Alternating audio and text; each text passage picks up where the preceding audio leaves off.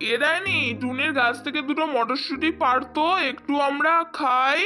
তো আমার গাছে হাত দিয়ে দেখ না ডাইনি, তোর হাতটা কেটে আমি কি করি।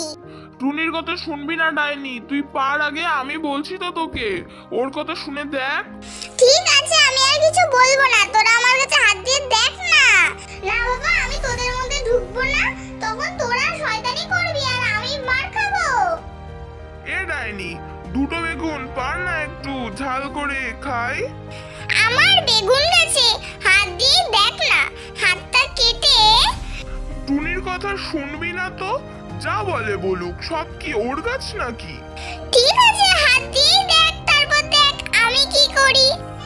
না বাবা, আমি পারবো না, তুই আমাকে ভরসা দিবি আর আমি পারতে গিয়ে আমার হাত।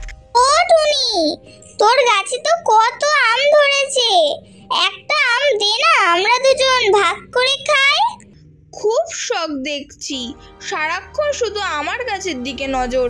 তোরা গাছ লাগিয়ে খা না বাবু, আর যদি এদিকে দেখি আমার গাছের সঙ্গে তোদের বেঁধে রাখবো। আরে টুনি, এটা ঠিক করলি না, তোকে পরে দেখে নেব। টুনি একদিন তার ঘরে নিশ্চিন্ত হয়ে ঘুমিয়েছিল, তখনই বাইরে দিয়ে খুব চিৎকার চেঁচামেচির আওয়াজ শুনতে পাওয়া যায়।